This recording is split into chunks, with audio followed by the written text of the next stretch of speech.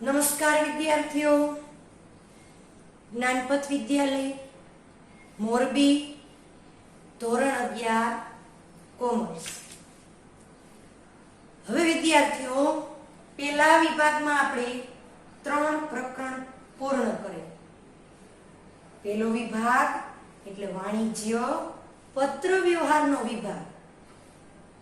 ઘણા બધા વિદ્યાર્થીઓને આ વિભાગમાં પહેલો, બીજો અને ત્રીજો પાઠ સરળ અને પ્રેક્ટિકલી લાગેલો.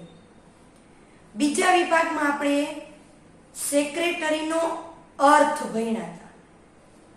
અંગત સચિવ, મદદનીશ અધિકારી, મુખ્ય માલિકના વહીવટકર્તા અને માલિકની મદદરૂપ થતા વ્યક્તિ કે જે કાર્યની વહેંચણી કરી અને સરળતાથી પાર પાડે છે, એવા વ્યક્તિ વિશે આપણે વ્યાખ્યા ભણેલા કે સેક્રેટરી એટલે શું?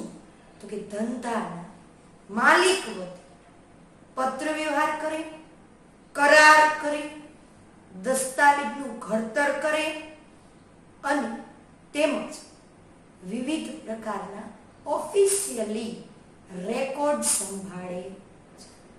આવા સેક્રેટરીના આપણે 6 પ્રકાર ભણી ગયા. જો કે ઘણા બધા વિદ્યાર્થીઓને 6 પ્રકાર યાદ છે ને? યાદ બધાને? ઘણા બધા વિદ્યાર્થીઓ જવાબ આપતા હશે હા, અને ઘણાને એમ થાય કે એકવાર વાંચવું. ખરેખર સેક્રેટરી શબ્દ લેટિન ભાષાનો સેક્રેટરિયસ, તેના પરથી અંગ્રેજી ઉચ્ચારણ સેક્રેટરી બનેલું છે. હકીકતમાં તો પ્રાચીનતમ સંસ્કૃતિમાં અને ઇતિહાસમાં રાજાઓ મહારાજાઓ પણ આવા ખાસ વ્યક્તિની નિમણૂક કરતા, જેને સેક્રેટરી તરીકે ઓળખાતા. તો 6 પ્રકાર ભણી ગયા. ખાનગી સેક્રેટરી, રાજકીય સેક્રેટરી, મંત્રી. પછી મહત્વનો છે ને, આપણે જે ભણવાનું છે એ સેક્રેટરીનો પ્રકાર છે કંપની સેક્રેટરી. એટલે ત્રીજો પ્રકાર કંપની સેક્રેટરી. એમાં 2 પ્રકાર ભણ્યા હતા પેટા: સામાન્ય સેક્રેટરી અને વહીવટી સેક્રેટરી. ચોથો પ્રકાર રાજદૂત કાર્યાલયનો સેક્રેટરી. 5મો પ્રકાર વિભાગીય સેક્રેટરી. અને છેલ્લો પ્રકાર મંડળના સેક્રેટરી. તો મંડળના સેક્રેટરી અલગ અલગ હોય છે: વિદ્યાર્થીનો, શિક્ષણનો, મજૂરનો, કર્મચારીનો, સહકારી મંડળીનો, સંસ્થાકીય વગેરે સેક્રેટરીના પ્રકાર ભણ્યા. ત્યાર પછી બીજા વિભાગની અંદર પ્રકરણ 2, જેનું નામ જ છે કંપની સેક્રેટરી. તો વિદ્યાર્થીઓ, આજે આપણે બીજા વિભાગનું પ્રકરણ 2 નું આ પ્રારંભ કરીએ છીએ, શરૂઆત કરીએ છીએ. એટલે કે એસપી વિષયમાં અત્યાર સુધીના સિલેબસનો 5મો પાઠ. આ 5મા પાઠમાં એટલે કે બીજા વિભાગના પ્રકરણ 2 માં પ્રસ્તાવનામાં જોશું તો દરેક વિદ્યાર્થી પોતાની સાથે અભ્યાસક્રમ મુજબ પાઠ્યપુસ્તક, હાઇલાઇટર, પેન્સિલ જે પણ રાખતા હોય અને ફૂલસ્કેપ ચોપડો જે સાથે રાખશે. નોંધ જરૂર જણાય તો લખવાથી. પ્રસ્તાવનામાં જોશું વિદ્યાર્થી, બદલાતી જતી સમાજના વ્યવસ્થાનું માળખું. તમને અગાઉ પણ ખબર છે કે ભારત સંસ્કૃતિને વરેલો દેશ છે. ભારતમાં વિવિધ સાંસ્કૃતિક વારસાઓથી ચાલી આવે છે કાર્યક્રમ. ત્યારે આ બજાર આપણે અગાઉ ભણી ગયા. દુકાન શબ્દ માટે હાટ શબ્દ વપરાતો. નાની એવી દુકાન હોય તેમ કે હાટડીએ જવું છે, દુકાને જવું છે એ પહેલાનો શબ્દ છે. તળપદી ભાષા તમે ગુજરાતીમાં ભણી ગયા છો. ઘણા એવા ગામઠી શબ્દો છે. ત્યારે પણ સમાજમાં ગ્રાહક વર્ગ હતો જ. ત્યારે જરૂરિયાત હતી પહેલા, અને હાલે છે. બદલાતી જતી સામાજિક વ્યવસ્થામાં વાણિજ્ય વેપારના સ્વરૂપે એક કરવટ પોતાની સ્થિતિનો બદલાવ લાવેલો છે.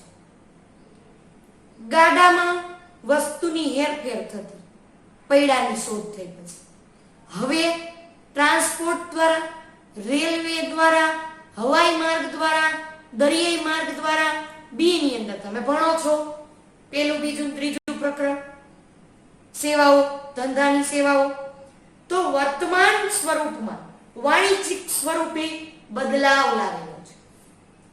વર્તમાન સ્વરૂપમાં સામાન્ય કંપની હોય, મોટી કંપની હોય કે બહુરાષ્ટ્રીય કંપની હોય, તો એની વ્યવસ્થાનો દિન પ્રતિદિન વિકાસ થયો છે. એના કારણે શું થયું વિદ્યાર્થીઓ? તો કે સેક્રેટરી વર્તમાન કંપની ધારા મુજબ એક જરૂરિયાત ઊભી થઈ. એકલો માલિક, એકલી કંપની, એક જ ઉદ્યોગને બધી જગ્યાએ પહોંચી વળતો નથી. એટલે એને વ્યક્તિ વિશેષના સહકારની જરૂર પડે છે અને કામગીરીનું આયોજન કરવું પડે છે. આ કામના આયોજન સાથે એક ખાસ મદદનીશ સચિવની, અંગત માણસની સેક્રેટરી તરીકે જરૂરિયાત ઊભી થઈ. કંપની સેક્રેટરી, કંપની સ્વરૂપ, તો તમે નામાંકિત કંપનીના ઉદાહરણ લઈ શકો છો. કાર બનાવતી company, Reliance company, SR company કે જે હાલ નિયારા કંપની બની ગઈ છે. ત્યાર પછી ટાટા, અદાણી, વેલ્સકોમ, મુન્દ્રા સાઈડ કચ્છમાં ઘણી બધી કંપનીના નામ છે. કંપનીના માળખામાં, રૂપરેખામાં એક વિશિષ્ટ સંચાલન એટલે વ્યવસ્થા, ગોઠવણ, એક વિશિષ્ટ સંચાલકીય અધિકારી કે જેણે કંપની ધારાનું પાલન કરવાનું છે. એવો અધિકારી, એવો વ્યક્તિ, એવો કર્મચારી કે જેને કંપનીના નીતિ, નિયમ, ધારા, ધોરણ, કાયદા, નિયમો, અંકુશો નું પાલન કરી અસર ઉપજાવે તેવું કાર્યદક્ષ, સારામાં સારું કાર્ય કરી અને વહીવટ કરવાનું છે. નવા કંપની ધારા 2013 મુજબ સેક્રેટરી એટલે શું? તો કે ચાવી રૂપ સંચાલકીય વ્યક્તિ કે જેને KMP કી મેનેજરિયલ પર્સનનો દરજ્જો આપવામાં આવે છે. સંચાલક એટલે મેનેજમેન્ટ, મુખ્ય વ્યવસ્થાપન. સંચાલકીય વ્યક્તિ એક અલગ ચાવી. કોઈ પણ લોક છે, ઓપન ક્યારે થાય છે, ખુલે છે ક્યારે, તો એની ચાવી મળે ત્યારે. તો એકમ ગમે એવડું હોય, પણ એકમનું મેનેજમેન્ટ, વ્યવસ્થાપન, માલિકે કયું કામ ક્યારે કઈ મીટિંગમાં હાજર રહેવાનું છે, ક્યારે કયા મુદ્દા ઉપર નિર્ણય લેવાનો છે, એકલો બધે જ એટલું મહત્વનું કામ કરી શકતો નથી. એટલે આવા એક ખાસ વ્યક્તિને રાખે છે જેને કયો દરજ્જો મળેલો છે? KMP કી મેનેજરિયલ પર્સન. કંપની ધારામાં આવા ચાવીરૂપ સંચાલકીય વ્યક્તિમાં 5 વ્યક્તિનો સમાવેશ થાય છે. કઈ 5 વ્યક્તિનો? તો એક તો MD શબ્દ તમે સાંભળો છો, મેનેજિંગ ડિરેક્ટર, અથવા મુખ્ય વહીવટી અધિકારી અથવા મેનેજર શબ્દ સાંભળો. અને કાં તો પૂર્ણ સમયના એટલે કે જ્યારથી એકમ શરૂ થાય ત્યારથી લઈ એકમના પૂર્ણ સમય સુધી મેનેજમેન્ટ ધરાવતો વ્યક્તિ. ત્યાર પછી બીજો પ્રકાર કંપની સેક્રેટરી જે ચાવીરૂપ સંચાલકીય સ્થાન ધરાવે છે. અને ત્રીજો મુખ્ય નાણાકીય અધિકારી.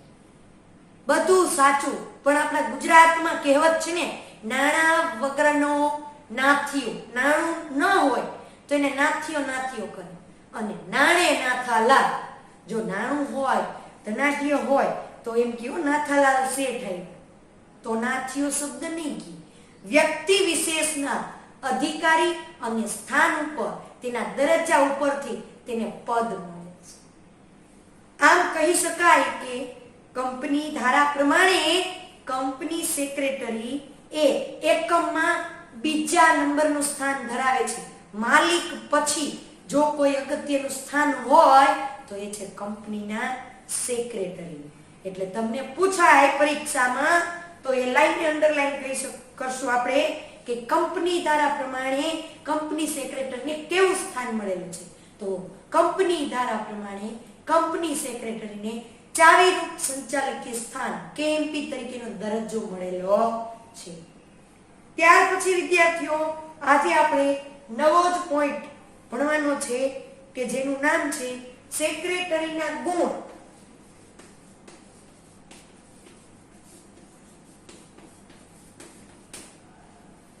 અને લાયકાતો.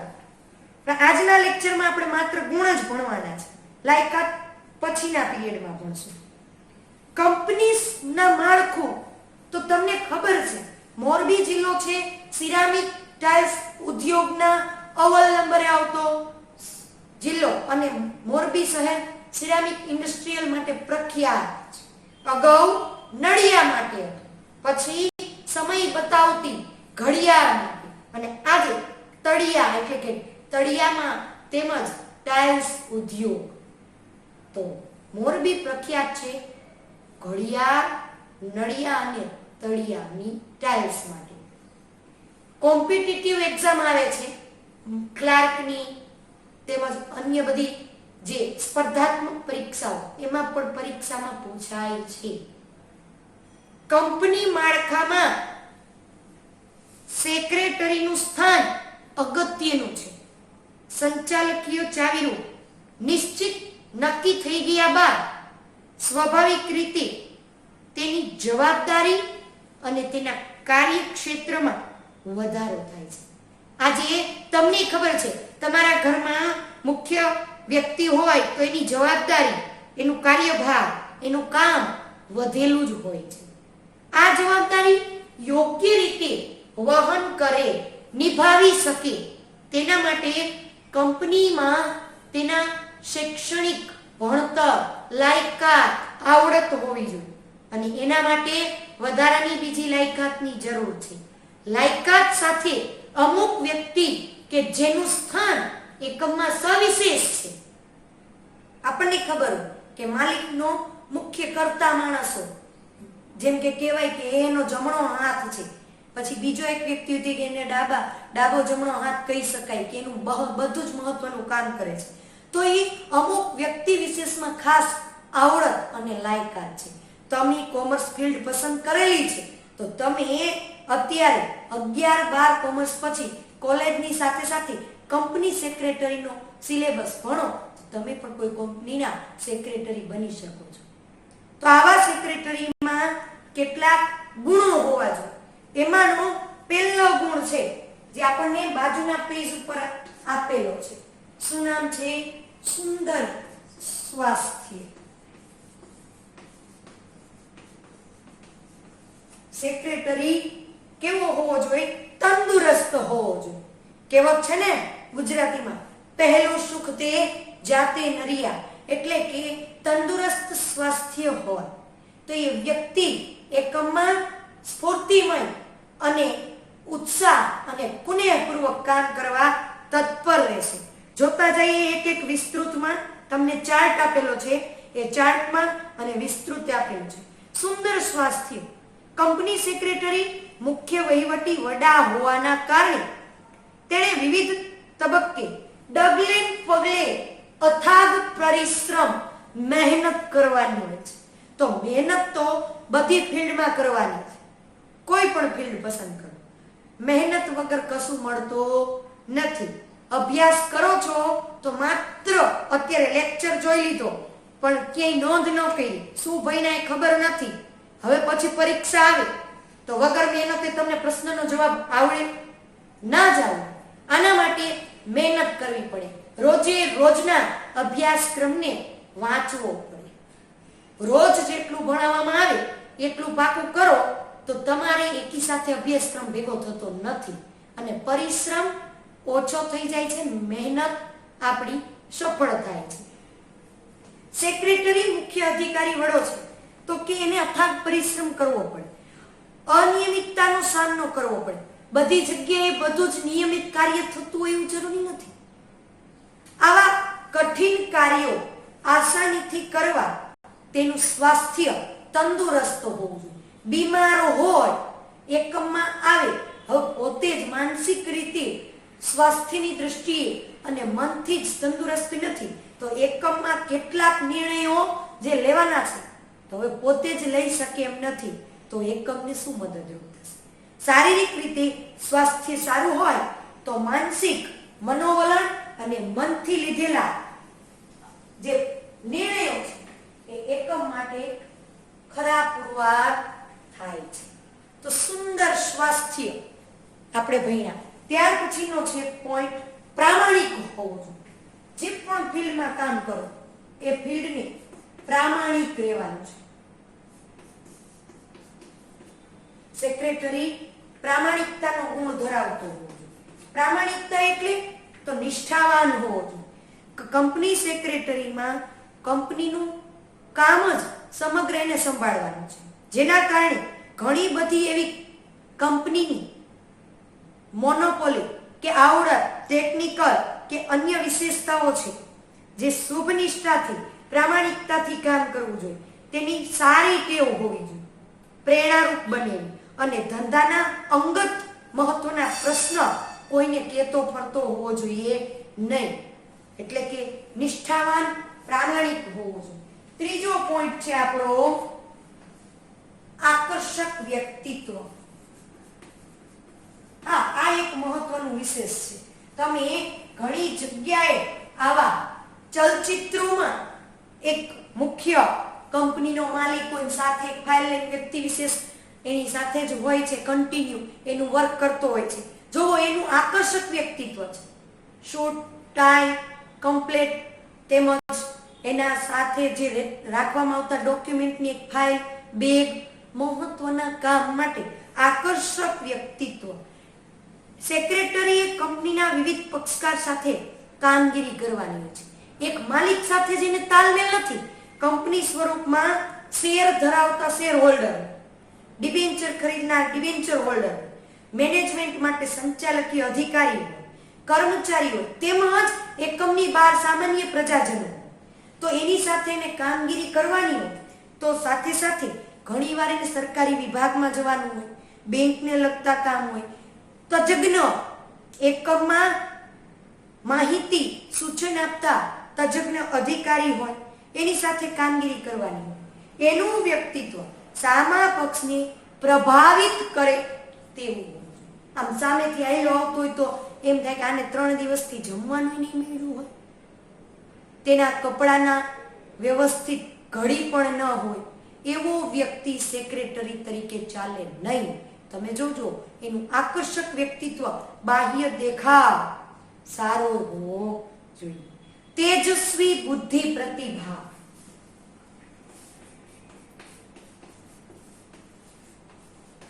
તેજસ્વી બુદ્ધિ પ્રતિભા. એકમમાં ડગલે ને પગલે ઘણા બધા વહીવટી કાર્યો કરવાના હોય છે. બુદ્ધિ પ્રતિભા, પોતાની બુદ્ધિની એક આવડત, તેજસ્વી, ઉચ્ચ અને સારા વિચાર સાથે કાર્યક્ષમ ઘણા બધા ધારાકીય, આર્થિક, સામાજિક, સાંસ્કૃતિક એકમના નીતિ વિશે રોજબરોજના વહીવટ કરવાના હોય છે. તો એના માટે તેની કાર્ય સરળતાથી કેમ પાર પાડે એની પાસે બુદ્ધિ અને એ બુદ્ધિને ખીલવતી પ્રતિભા, હુનર હોવું જોઈએ. 5મો પોઈન્ટ છે નિર્ણય શક્તિ.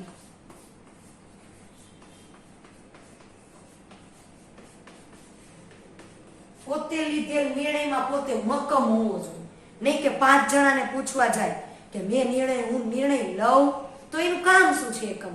માલિકે કાર્ય સરળ કરવા કોને રાખ્યો છે? સેક્રેટરી. હવે સેક્રેટરી ખુદ પોતે પોતાની રીતે ધારાકીય ફરજ નીતિ વિષયક એકમને રિલેટેડ સંચાલનનો નિર્ણય ન લઈ શકતો હોય તો એ સેક્રેટરીનું કામ શું? કોઈ પણ બાબતો ઘણીવાર એવું બને એકમને રિલેટેડ ઘણા બધા કાર્યોને સરળ કરવા મુશ્કેલ હોય છે. આ મુશ્કેલ કાર્યમાં ઘણીવાર વહીવટી નિર્ણય લેવાનો છે. હવે આ નિર્ણય સેક્રેટરી ઝડપથી લઈ શકતો હોવો જોઈએ, તો નિર્ણય શક્તિ સારી હોવી જોઈએ. જો આપ્યું છે, જો સેક્રેટરી ઝડપી અને યોગ્ય નિર્ણય લે તો કોના માટે લાભ છે? કંપનીનો સમય, કંપનીના સાધનો અને કંપનીના શક્તિનો બચાવ થાય છે. છઠ્ઠો પોઈન્ટ છે વિશ્લેષણ. છઠ્ઠો ગુણ છે એનો વિશ્લેષણ શક્તિ. કોઈ પણ મુદ્દા વિશે વિસ્તૃતે વિચારી અને એના ઉપર નિર્ણય લેતો હોવો જોઈએ. સેક્રેટરીએ કંપની વતી કરાર કરવાના હોય છે અને તેના સંદર્ભમાં જુદા જુદા પાસાઓનું વિશ્લેષણ કરવાની ક્ષમતા હોવી જોઈએ, આવડત હોવી જોઈએ. ઘણીવાર વહીવટી પ્રશ્નો ઊભા થાય, એ કુટ પ્રશ્નોને છાણવટ રીતે તપાસો કે ભાઈ એકમમાં અધિકારીનો ઘટ પડી છે, એકમમાં કારખાનાના ઉત્પાદન વિભાગમાં કર્મચારીઓની ઘટ છે, નવા લેવાશે તો ઇન્ટરવ્યુ કેવી રીતે લેવું, વિશ્લેષણ કરવાનું. ભવિષ્યમાં જે નિર્ણય લ્યો છો દૂરોગામી, અગાઉના નિર્ણય વિશે પણ અગાઉથી વિચારી અને એની વિશ્લેષણ કરવાની એનામાં ક્ષમતા હોવી જોઈએ. જો આ ક્ષમતા ન હોય તો સેક્રેટરીએ લીધેલો નિર્ણય ખોટો પડે. ત્યાર પછી છે 7મો ગુણ ઉત્સાહ. કોઈ પણ કામ કરવામાં હંમેશા ઉત્સાહ બતાવો ને તો એ કામ સારામાં સારી રીતે પાર પડે છે. નિરુત્સાહી વ્યક્તિ હંમેશા પાછળ જ ડગલા ભરે. આગળ ડગલા ભરવા હોય તો ઉત્સાહી એક હોવો જોઈએ. ઉત્સાહી સેક્રેટરી અન્ય કર્મચારી માટે પ્રેરણા મળે છે. જો તમને ખબર છે કે આપણે એવા પ્રેરણાદાયી વ્યક્તિનું જીવન ચરિત્ર જોઈ તો આપણામાં પણ એક નવી જ ચેતના આવે છે કે ના આપણે ભાઈ કંઈક કરી બતાવીએ. એટલે સેક્રેટરી ઉત્સાહી હશે તો એને જોઈને એકમના બીજા કર્મચારીઓ કામ કરવા ઝડપથી સરળ કરશે કામગીરી અને એક પ્રેરણાદાયી કામ સરળતાથી પાર કરી અને કામને બોજ નહીં ગણે. એટલે ઉત્સાહી હોવો જોઈએ. વફાદારી. કંપની સેક્રેટરી એકમને વફાદાર હોવો જોઈએ. કઈ રીતે વફાદાર? તો કે સેક્રેટરી કંપનીનો મુખ્ય અધિકારી છે. કંપનીની ઘણી બધી સંવેદનશીલ બાબતો કે જે ગુપ્ત રાખવાની છે એની અમુક ટેકનિકલી ઓફિશિયલી ધંધાની બાબતોને પોતાના એકમ પૂરતી મર્યાદિત રાખવાની હોય છે. હરીફ વર્ગ એના રહસ્ય ન જાણી જાય એવો એકમને વફાદાર. હરીફ વર્ગ એટલે કોણ? તો કે એક જ સરખું ઉત્પાદન કરતી બીજી પેઢી કે જેનો હરીફ વર્ગ છે તેને નહીં પોતાના રહસ્ય કરતો હોવો જોઈએ. અંગત સ્વાર્થ માટે એક એકમમાંથી બીજા એકમમાં વાતચીત ન કરવી જોઈએ. 9મું આત્મવિશ્વાસ. આ મહત્વની બાબત છે જે ઘણીવાર વિદ્યાર્થીઓમાં ઘટતો જોવા મળે છે. પોતાના પર વિશ્વાસ ન હોય કે હું બોલવી સાચું પડશે કે ખોટું. ભણો છો, શીખો છો, ન આવડે તો ખોટું પડે, પણ આત્મવિશ્વાસ ગુમાવી ગયો તો આવડતું પણ તમે ભૂલી જાઓ છો.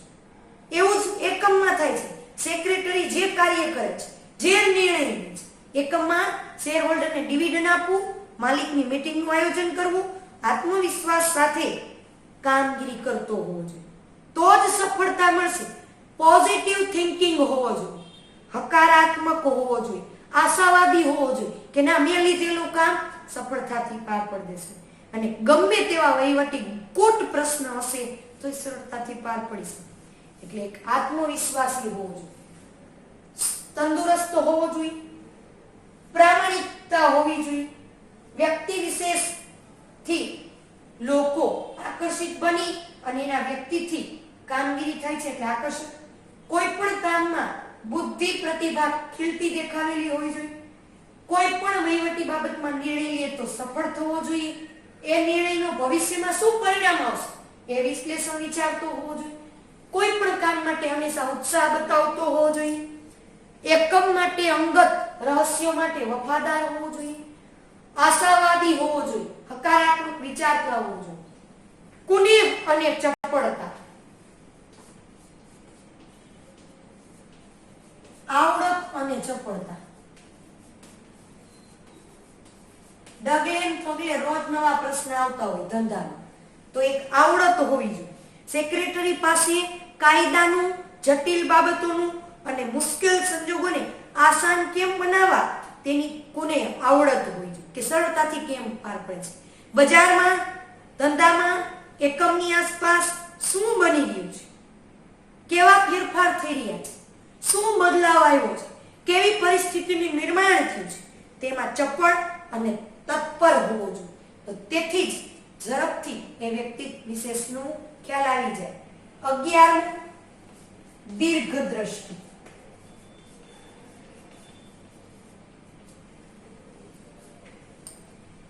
સેક્રેટરી જે નિર્ણય લે છે, જે રોજબરોજના કાર્ય કરે છે, એ નિર્ણયની ભવિષ્યમાં શું અસર થશે એના વિશે વિચારતો હોવો જોઈએ. આજે જે નિર્ણય લીધો એની અસર ભવિષ્યમાં શું થશે એનો અણસાર વર્તમાનમાં આવવો જોઈએ. એવી દીર્ઘદ્રષ્ટિનો વિચાર છે. હા, શું ભવિષ્યમાં થવાનું છે એવી ભવિષ્યવાણી ભાગતો નથી, એટલે કે જ્યોતિષનું કામ નથી કરવાનું. એને પોતે એકમને રિલેટેડ, એકમના આર્થિક વહીવટી દરજ્જાની બાબતો, એકમના મહત્વના નિર્ણયોમાં લીધેલ નિર્ણય કેટલો સફળ થશે, ભવિષ્યમાં કદાચ એ નિર્ણયનું શું રિઝલ્ટ આવે એનું વિચારતો હોવો જોઈએ. અને છેલ્લે નેતાગીરી, નેતૃત્વ પૂરું પાડતો હોવો જોઈએ. કંપનીનો મુખ્ય માણસ છે એટલે નેતાગીરી. સેક્રેટરી કંપનીમાં ઉચ્ચ હોદ્દો ધરાવે છે, જવાબદાર અધિકારી છે. માલિક, પછી સંચાલક મંડળ, સેક્રેટરી, મેનેજર અને મેનેજર પછી એની એકમના વિવિધ વિભાગોમાં કામ કરતા કર્મચારીઓ, કર્મચારીના હાથ નીચે કરતા મજૂર સંઘના કર્મચારીઓ. તો એની નીચે ઘણા બધા વ્યક્તિ વિશેષ છે કે જેની પાસેથી એને કામ લેવાનું છે. ત્યારે એમાં ઘણા બધા અધિકારીઓ કાર્યકર્તાઓ તેમની પાસેથી ધાર્યું પરિણામ લેવા માટે એક સફળ નેતાની કાર્ય સૂઝ બૂઝ, આવડત, સાહસની વૃત્તિ, પહેલ કરવાની વૃત્તિ. કદાચ કે એને કામ ન આવડે તો પોતે એમ કહેતો હોવો જોઈએ કે હું તમને મદદ કરીશ. સહકારની ભાવના અને એક પોતે જે કામ કરે છે એમાં સાહસ બતાવતો હોવો જોઈએ. એક સારા નેતાના ગુણ છે. દેશને સારી રીતે ચલાવવો હોય તો એનો નેતા સારો હોવો જોઈએ. એમ એકમને સારી રીતે ચલાવવો હોય તો એમાં નેતૃત્વ શક્તિ સેક્રેટરીની ઉચ્ચ પ્રકારની હોવી જોઈએ. તો વિદ્યાર્થીઓ, આજે હોમવર્કમાં સેક્રેટરી, કંપની સેક્રેટરીનો મુદ્દો તો અગાઉ ભણેલા હતા, પણ આજે કંપની સેક્રેટરીના ગુણો ભણ્યા. તો દરેક વિદ્યાર્થીએ હોમવર્કમાં સેક્રેટરીના ગુણ વિસ્તૃતે લખવાના છે. 12 પોઈન્ટ જે બધા વિદ્યાર્થીએ હોમવર્ક કરવું ફરજિયાત છે. અને સેક્રેટરીના ગુણ હોમવર્કમાં વિસ્તૃતે લખશું. લાયકાત આવતા પીરિયડમાં ભણશું. નમસ્કાર.